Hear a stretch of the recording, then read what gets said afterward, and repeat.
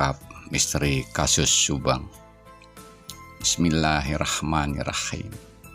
Assalamualaikum warahmatullahi wabarakatuh. Tanggal 18 Agustus 2021, hari Rabu, telah terjadi suatu tragedi pembunuhan ibu dan anak di Ciseeti, Jalan Cagak, Kabupaten Subang, Jawa Barat, yang hingga kini belum juga terungkap siapa pelaku dan dalangnya. Dua orang wanita korban perampasan nyawa oleh nafsu angkara murka itu bernama Ibu Tuti dan putrinya yang masih gadis dan cantik jelita, yang bernama Amalia Mustika Ratu, atau yang sehari-harinya biasa dipanggil Neng Amel. Apa sebenarnya kesalahan mereka sehingga mereka harus direnggut paksa nyawanya dengan cara-cara yang sangat menyakitkan?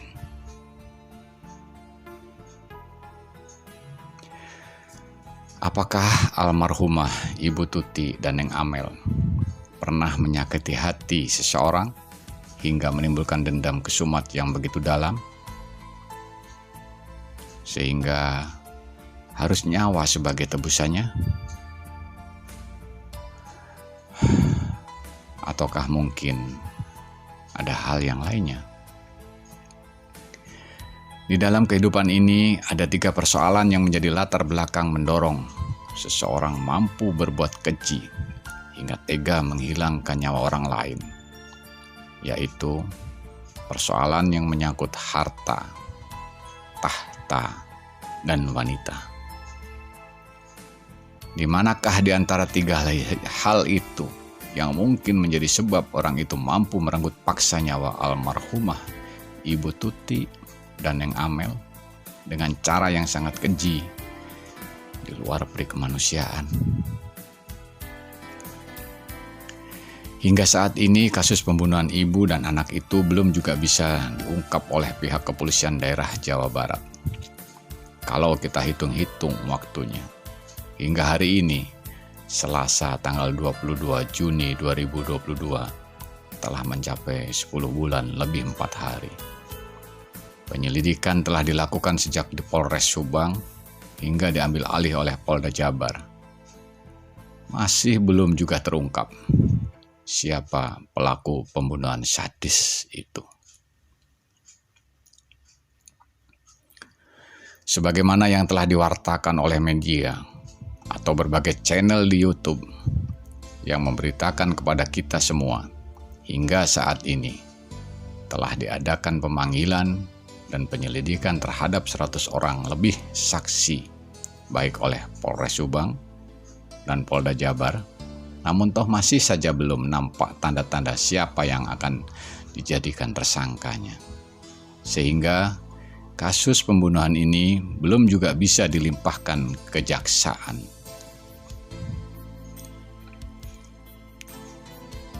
Kasus pembunuhan di Subang ini telah disiarkan oleh berbagai macam media, baik media biasa maupun oleh banyak channel-channel YouTube, dengan berbagai cara penyampaian, baik itu berupa pendapat biasa hingga merupakan suatu analisa tentang kemungkinan siapa pelakunya, dari YouTuber dalam negeri hingga YouTuber luar negeri, seperti YouTuber Anjas Asmara dari Thailand misalnya.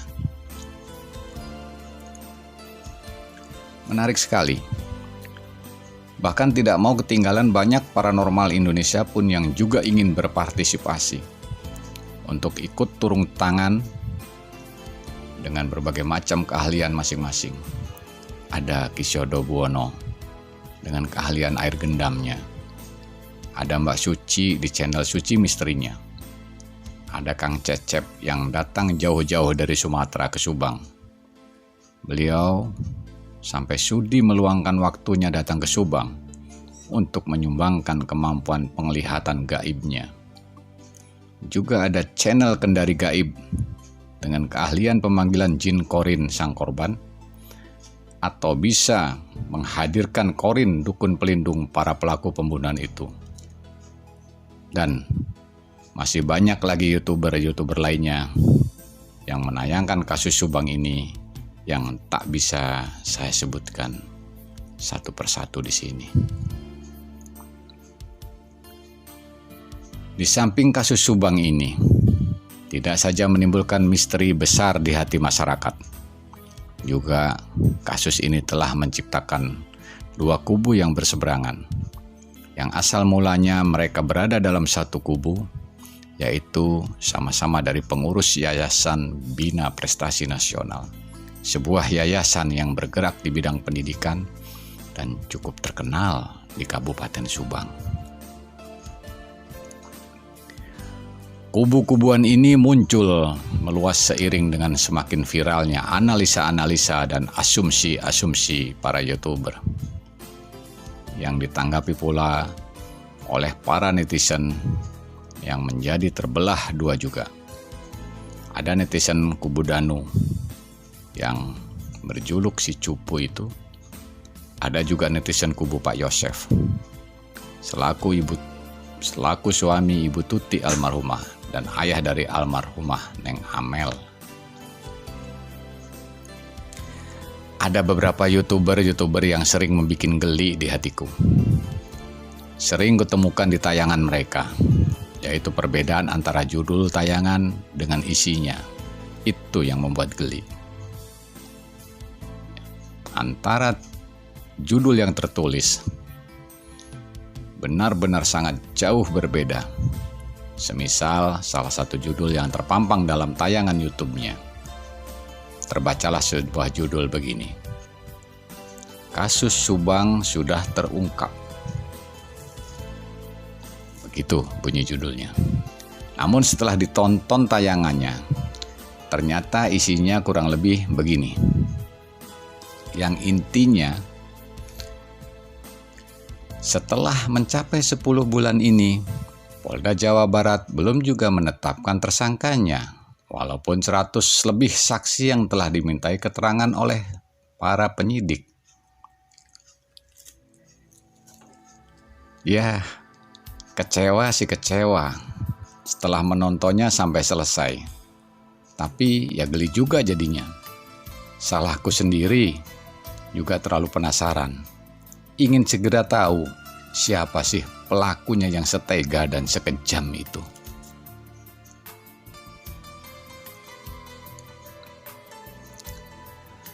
Begitu sangat menariknya kasus Subang ini. Apalagi sampai bisa menimbulkan anggapan di masyarakat dari berbagai kalangan bahwa kasus ini menjadi suatu peristiwa yang penuh misteri sampai sekarang ini. Termasuk aku sendiri salah satunya yang berpikiran demikian, yang menganggapnya ini seperti sebuah misteri.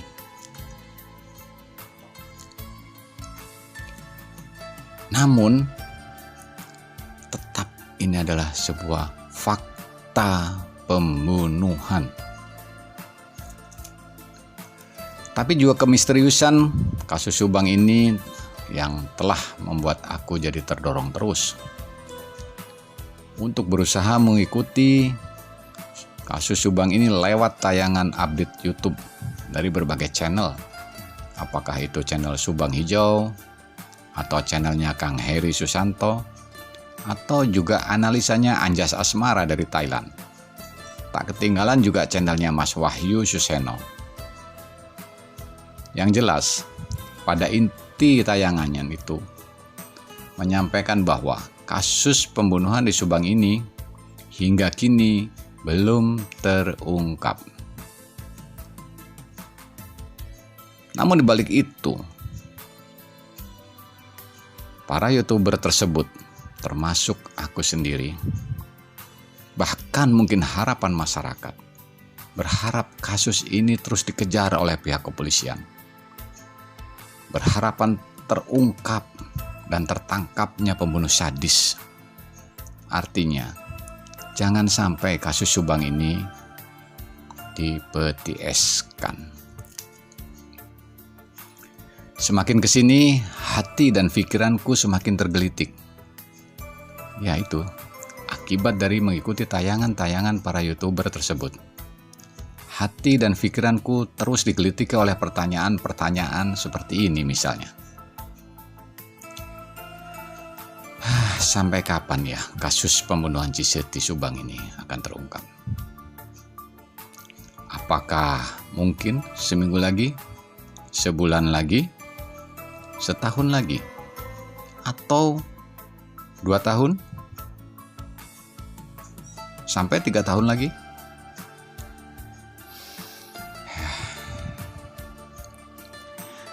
Lantas juga pertanyaan yang ketiga, apakah benar-benar sehebat itu para pembunuh itu hingga benar-benar tidak bisa diendus jejaknya sedikit pun oleh aparat kepolisian kita?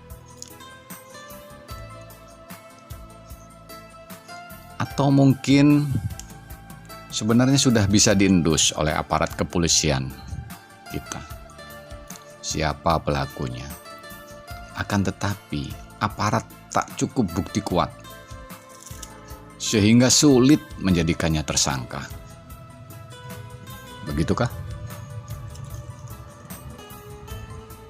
Kadang ada pertanyaanku yang bersifat skeptis, begini. Ataukah memang benar kasus ini menyangkut masalah dana besar? Sebagaimana yang diberitakan oleh salah satu tayangan di channel YouTube, sehingga melibatkan tanda petik ya, orang penting. Mungkinkah kasus ini akan dibiarkan mengembang terus akibat dari adanya dalam tanda petik orang penting tersebut? Pertanyaan yang keenam,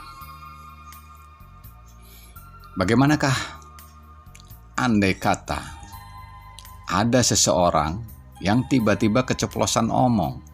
Orang tersebut mengakui sebagai pelaku pembunuh almarhumah Ibu Tuti dan Neng Amel. Apakah orang ini bisa dijadikan tersangka sekalipun tidak ada barang bukti pada dirinya? Masih terus mengalir pertanyaan itu di dalam otak dan benakku.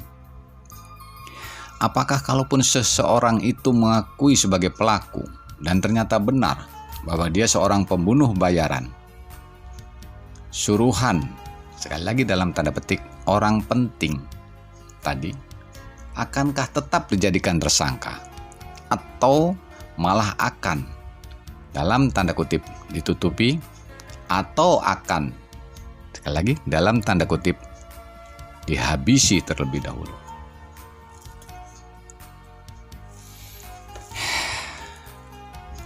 Pertanyaan selanjutnya yang tetap menggelitik di hatiku. Apakah si pelaku pembunuhan ini akan tetap bungkam sampai kapanpun hingga akhir hayatnya? Mengingat ancaman hukumannya adalah hukuman mati atau minimal hukuman seumur hidup. Itu adalah sebuah hukuman yang mengerikan, sehingga pelaku lebih memilih bungkam walaupun hidupnya selalu dihantui bayangan kedua almarhumah. Belum lagi rasa berdosa yang membuat nuraninya merasa gelisah di setiap saat. Bisa jadi pertanyaan yang terakhir rupanya di dalam benakku. Atau justru malah sebaliknya, apakah mungkin si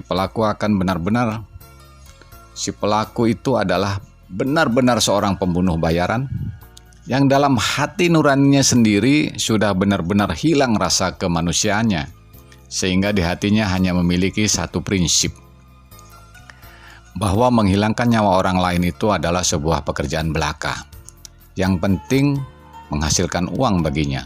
Begitu. Itulah tadi tak kurang dari 9 pertanyaan yang selalu menggelitik di dalam hatiku dan benakku. Dari pertanyaan-pertanyaan yang menggelitik hati dan pikiranku tersebut, yang terakumulatif dari pemberitaan di channel-channel YouTube, muncul 3 harapan di hatiku. Harapan yang pertama, akan ada seorang pelaku pembunuhan ibu dan anak di Ciseti Subang itu yang hati nuraninya terdorong kuat-kuat agar dirinya segera bertaubat dan segera menyerahkan diri ke pihak polisian serta mengakui seluruh perbuatannya, dan dengan berani membuka siapa saja pihak-pihak yang terlibat. Ya, namanya juga sebuah harapan. Mudah-mudahan dikabulkan dan dengarkan oleh Tuhan yang Maha Kuasa. Harapanku yang kedua,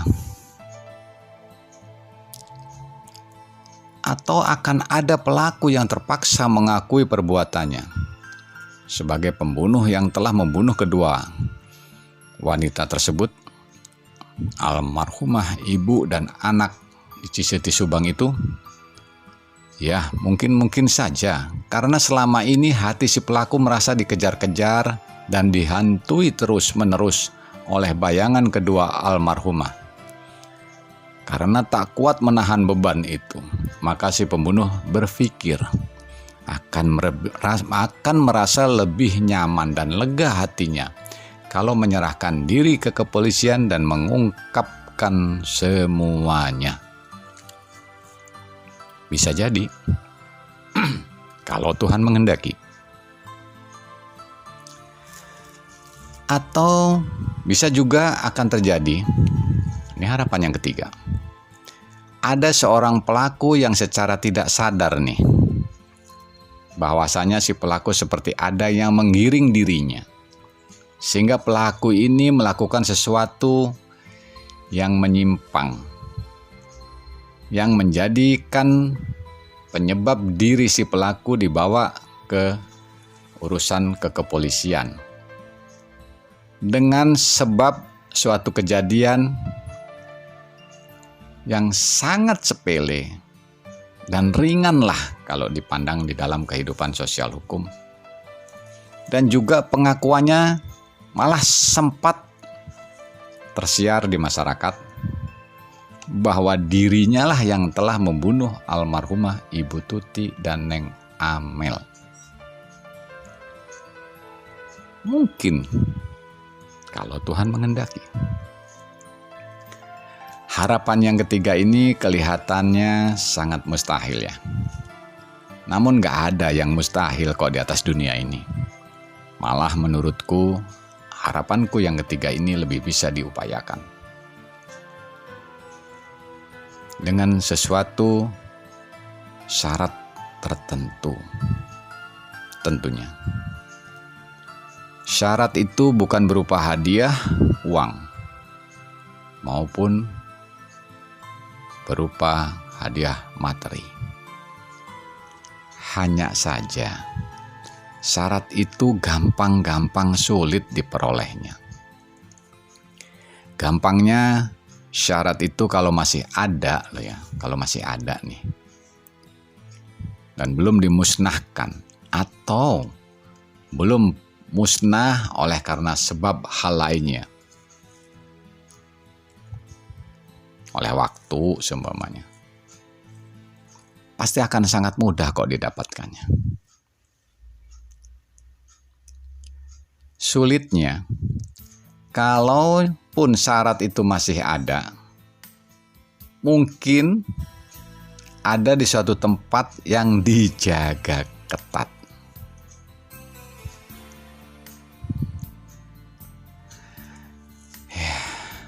Syaratnya hanya butuh satu itu saja. Fa insyaallah kasus ini akan segera terungkap. Lantas mungkin ada pertanyaan. Berupa apakah kiranya syarat itu? Nah, maaf beri pemaaf. Aku tak akan menyebutkan syarat itu di sini. Bukan apa-apa. Aku khawatir. Kalau syarat itu diketahui oleh pelaku atau diketahui oleh penyuruh dalam tanda petik, atau diketahui oleh salah satu komplotan pelaku, maka aku khawatir syarat itu akan segera diganti oleh sesuatu yang lain, walaupun sesuatu itu sama persis bentuknya, warnanya, dan lain sebagainya. Akan tetapi syarat tersebut diambil dari sumber yang lain, atau malah bisa-bisa syarat itu akan dilenyapkan sekalian. Begitu mendengar aku sebutkan apa yang diperlukan untuk syarat mengungkap kasus Subang ini. Nah, itulah yang aku khawatirkan bila syarat itu kusebutkan di sini. Sementara ini, orang yang kupandang dapat kupercaya dan paling mungkin bisa mengupayakan syarat itu hanya ada 2 orang, yaitu 1. Kang Heri Susanto, YouTuber dari Subang, Jawa Barat, orang Sunda. Aku bisa merasakan orangnya dapat dipercaya dan juga memungkinkan sekali bisa menyediakan syarat itu karena aku melihat status pergaulan Kang Heri di sekitaran Subang. Yang kedua, yang kedua yaitu Ki Sodobuono. Aku melihat keseriusannya, di mana beliau benar-benar sepenuh hati ingin mengungkap kasus ini dengan keilmuannya. Akan tetapi, dalam hal penyediaan syarat yang satu ini, aku melihat juga akan menemui kesulitan. Kesulitan bagaimana cara memperoleh syarat yang hanya satu-satunya ini. Walaupun syarat tersebut sudah berumur sejak dari kematian almarhumah berdua hingga saat ini. Itu. Semoga atas izin Allah Subhanahu wa Ta'ala, manakala syarat itu benar-benar bisa diperoleh, misteri kasus pembunuhan Subang ini insya Allah akan segera terungkap. Sebagaimana pengalamanku sebelumnya beberapa tahun silam. Kang Heri, Ki Sodobuono, ini serius. Silahkan tulis nomor HP kalian di komen. Insya Allah akan aku hubungi. Semoga ini adalah qadarullah. Waktunya semuanya akan terbuka. Amin. Amin. Amin. Ya Rabbal Alamin. Terimalah salam hormatku. Assalamualaikum warahmatullahi wabarakatuh. Ju Ganden.